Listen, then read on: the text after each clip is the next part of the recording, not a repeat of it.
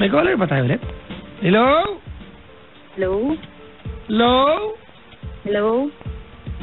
Sino po sila? Si Jeng po. Ano pong order nila? Love problem po.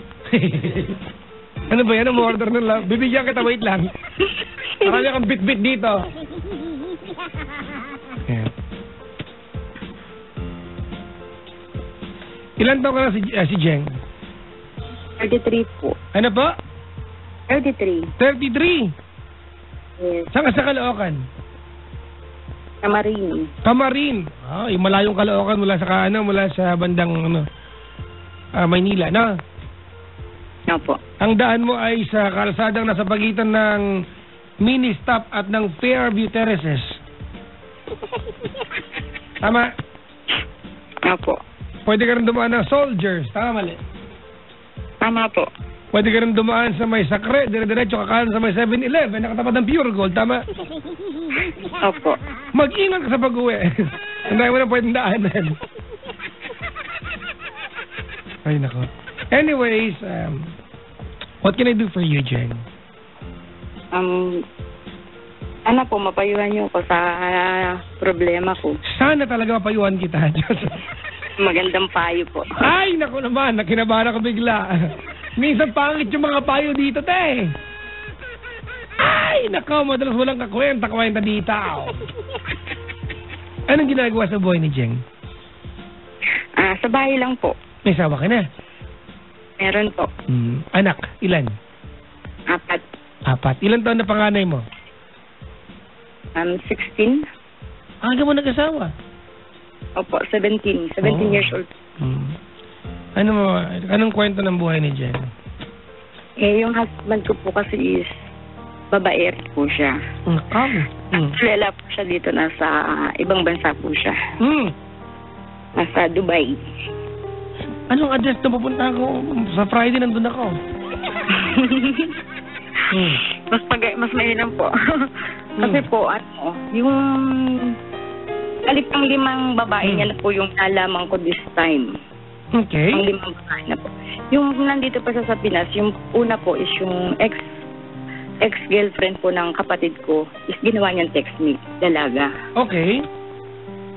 Yung pangalawa naman po is yung ex-girlfriend po niya. Okay.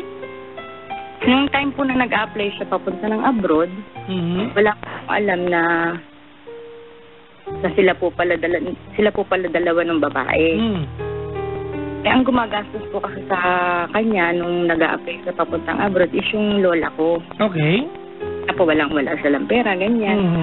Hindi ko pa po alam, nalaman ko po yun nasa abroad na siya. Halos po talaga nasa yung lupa ng lola ko nang dahil po sa kanya. Kaya po siya nakapag-abroad. Lahat po yung tinanggap ko. Bakit mo tinatanggap, ate? Ilang beses na pala yan? Yung una po kasi, sabi niya, sige, ayusin ko yung pamilya natin, ganyan. Tinanggap ko po para po sa mga anak ko kasi mayroon po yung broken family. Nung pangalawang nalaman ko, sabi niya, wala na sila, ganun. Tapos hanggang sa nalaman ko na ipinakilala pa sa tita, itinarap pa sa pinsan, nakapag-araw, nandun sila sa bukid nila. Pag naman po gabi, nasa akin. Lumipas na po ulit yung mga panahon, di tinanggap ko po ulit para lang po sa pamilya dahil sobrang mahal ko po siguro talaga, ganun. Yung pangatlo po is nung nasa Dubai po siya, bigla na lang may nag-send sa akin ng picture kasama niya babae, magkasama silang dalawa. Sino naman nagpadala ng picture, ate? Yung mismong babae niya. Ay, hindi nabilinan. Po, kasi imposible naman po kasi na mag-search ako, bigla na lang may mag-send sa akin. Yun po yung pangatlo. Yung pong pang-4, bago po siya umuwi ng Pinas, bali 1 year na po siyang wala. Yung pong pangatlo, sa Skype ko naman po nakakita yung conversation nila. Na parang buntis yung babae sa conversation, gano'n, honey tawag. Yung sweet na conversation nila. Umuwi siya, nag-usap kami, natawad ko ulit siya. Naging okay na ulit kami para sa mga anak namin dahil mahirap po ako talaga yung broken family.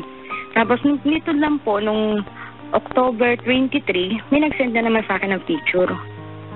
Halos 100 picture na magkasama silang naghahalikan. 100 picture? Opo. Ang hirap yan! Yung maghahalikan kayo, nag-picture kayo, ang hirap pagsabayin yan. Oh. Kumbaga po, parang ang bigat-bigat na po sa dibdib ko talaga ang nararamdaman ko. Anak ng tokuha naman. Ate, wait lang. Bakit? Bakit pinapicturean nila kahalikan?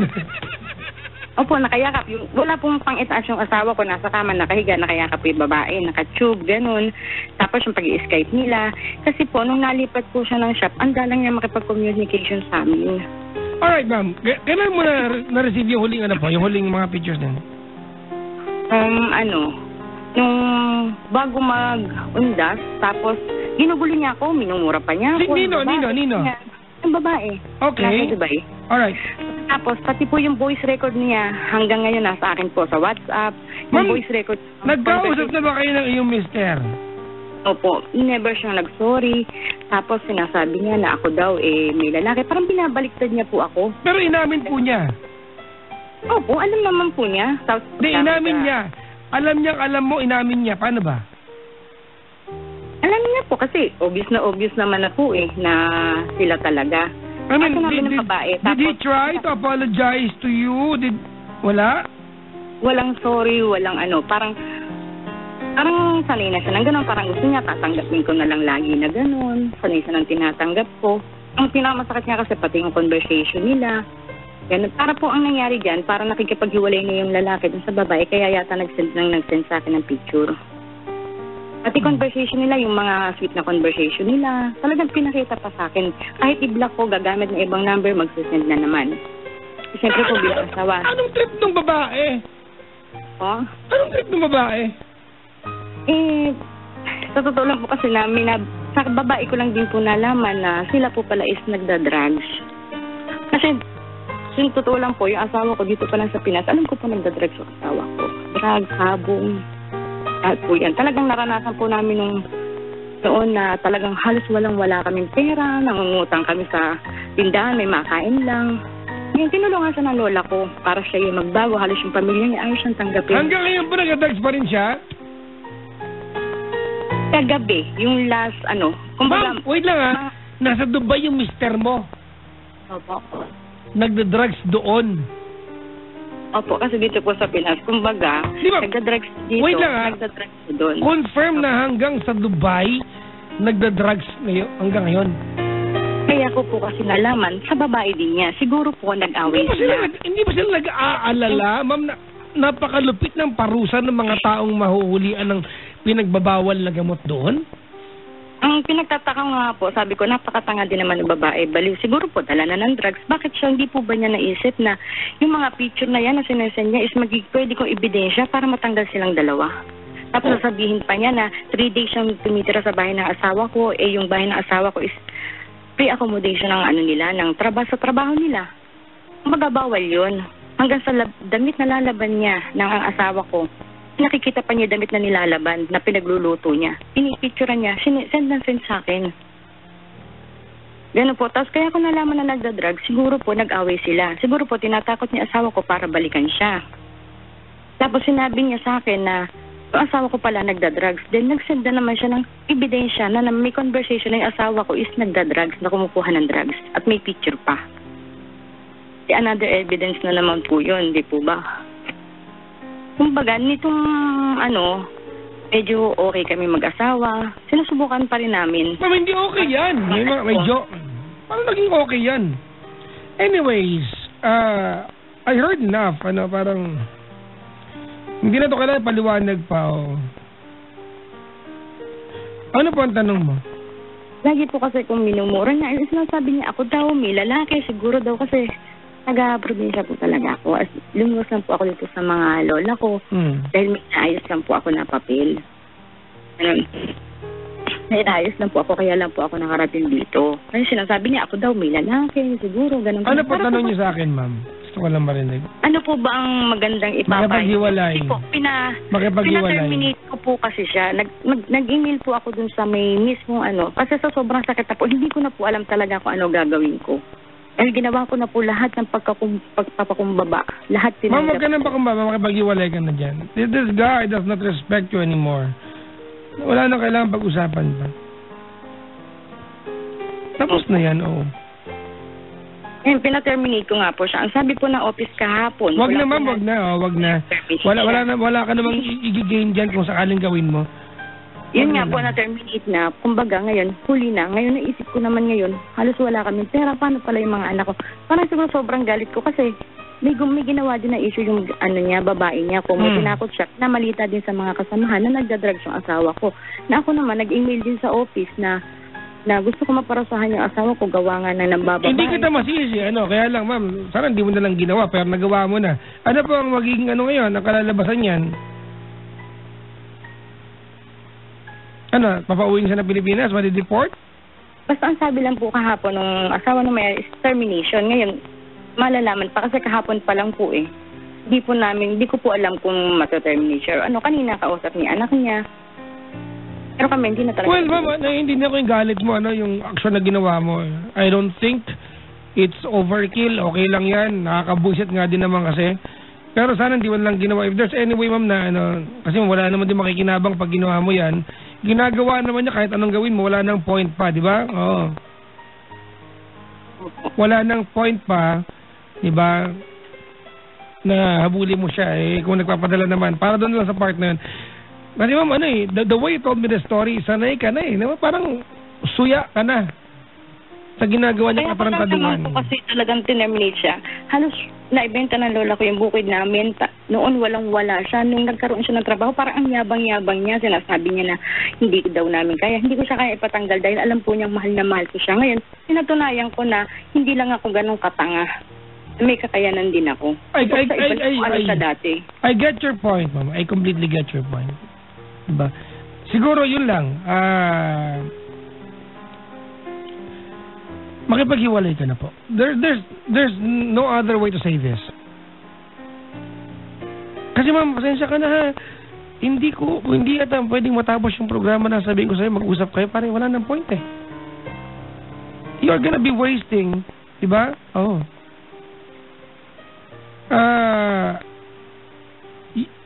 Your life with this guy if you continue.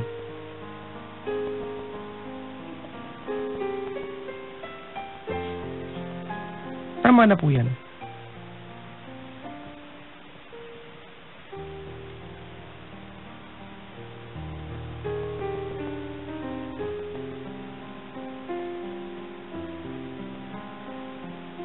Okay, ma'am? Okay po.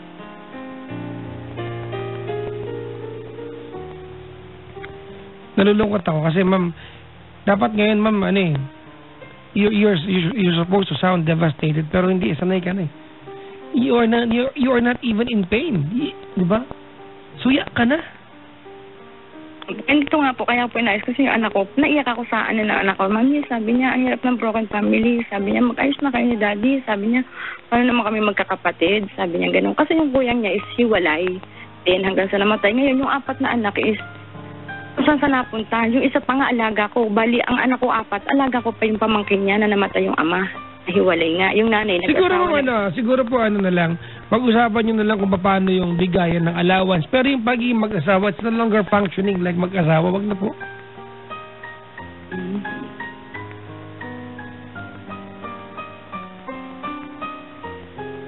Pasensya ka na ha. Okay lang po kasi na din talaga. I am compelled to tell you this. Kahit, di ba, mga kaibigan, I never patronize, di ba, I never recommended broken families, nor patronize it, di ba? Kaya lang, what other choice can I give you here? It will be so foolish of me to tell you, kaya pag-usapan nyo, di ba? Ilang taon ka na? 33. Sayang buhay mo? Okay. Sayang buhay.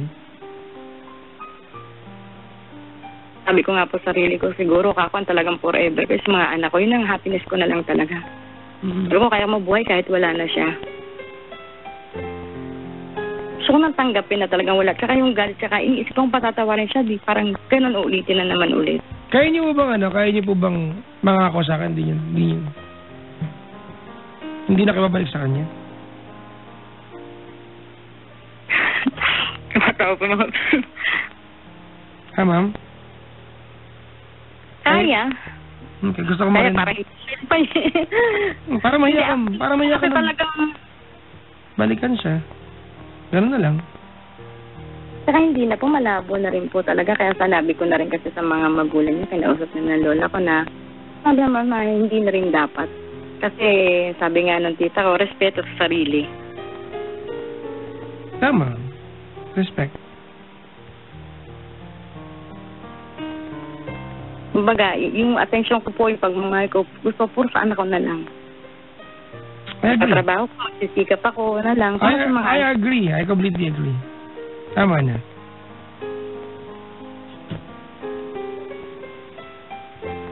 I don't have anything to tell you other than makipaghiwalay. And siguro yung pagiging magulang niyo, mapag-uusapan yan. Pero yung pagiging mag-asawa, kamas na yan. Niloko, gaguhan na yan.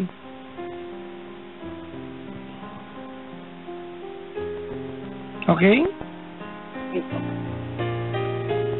Bigyan kita na pagkakataon, ma'am, to say sorry, thank you, and goodbye. Go ahead. Goodbye na lang po. Ala kung gustong sabihin pa sa kanya. Ganong kalalim ang galit mo, I respect that. Goodbye lang.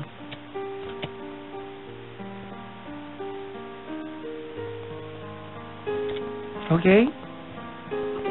Salamat sa pagtawag. Salamat din po. Sensya ka na, inapayo ko. Napakadaling sabihin. Hindi, kahit sino naman po magpayo, kahit mga tita ko, lahat. Yun na rin po pinapayo sa akin. Magulang ko, lahat.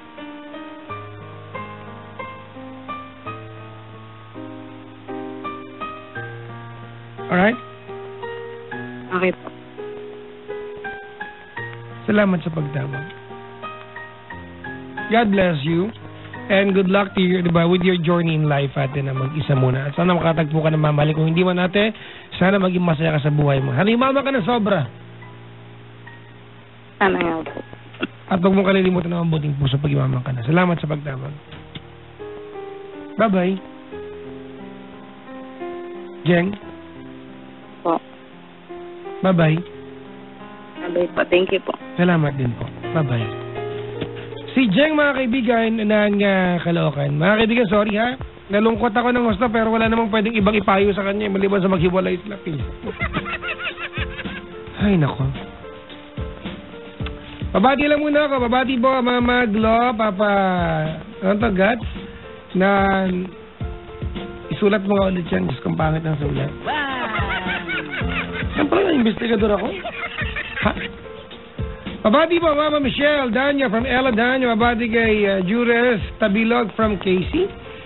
Good evening, Team Ibags, Mayward, Natix, Grace, Yamado, ayan, Clea, Montorio, Ea, Sagon, Karen Palmiano, Jen Chanco, Papa Joe Lucito, Mga Marlene Lucito from Marjorie Lucito. Grace, Ea, Clea, Karen, I miss you guys. Banding ulit, sabi niya. Pakibati naman yung nag-iisang babae sa buhay ko, si Jessa Di Mapilis. Ang pangit ang sulat. Mahal na mahal kita, Kapre from Pandak. Ano? Mga laman lupa, nag-jowa-jowa kayo. Kabati naman kay Janelle, miss na miss ko na. Beshi, mag-text ka na po at sa tempura lalo na kay Cedric mukhang ipis. So, wala naman pala kuhay na itong bati, yung pinapagod yun lang ako. Sa mga taga-salud, sa LA Pride at sa Piala family, happy birthday kay ate Larissa Piala from Marlo, Kauhog Piala. Nga pala, hello sa girlfriend ko. Yan. Babe, sorry, di ako nakapagpaalam. Bawi na ako. Hindi pa. Nandito pa siya. Diam B. Menes from Gab. Maligayang pakikinig po. Mga kaibigan, it's goodbye time. Maraming salamat sa inyong pagsama sa akin.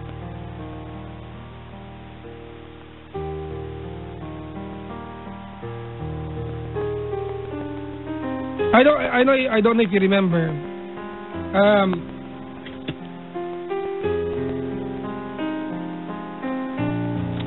A friend of mine just lost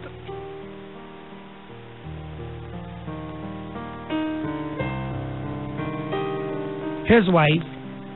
And the only thing we can do for the show, diba? We can do for them from this show is to play the song Always by Marco Season. Hindi ka magaling mga kaibigan. It's never my style to accommodate mga requests kasi no request talaga dito. But it's the least that I can do, mga kaibigan. Sa isang nagluluksang asawa who lost a wife, they had to pull the plug. I mean, kailangan nilang tanggalin yung aparato. And it's a tough decision to make. And if playing the song of Marco Season, di ba, makes it better, I'll do it. Salamat mga kaibigan sa mga nakaantabay at mantabay sa atin. Thank you very much. I know that I'm feverish tonight. Feverish? May sinat ako. Maraming salamat for spending hours with me. I'll see you again tonight, mga kaibigan. Ayoko nang patagalin pa. Ayoko nang umabot pa walwalin yung sarili ko. Baka hindi ko kayanin pumasok mamayang gabi. Masabuti nang may magtira ako ng lakas para bukas. Nonetheless, I'm giving you the music. Miss Jackie Fariñas, good morning. Salamat sa pakikinig. Sensya na, kakabasa ko lang.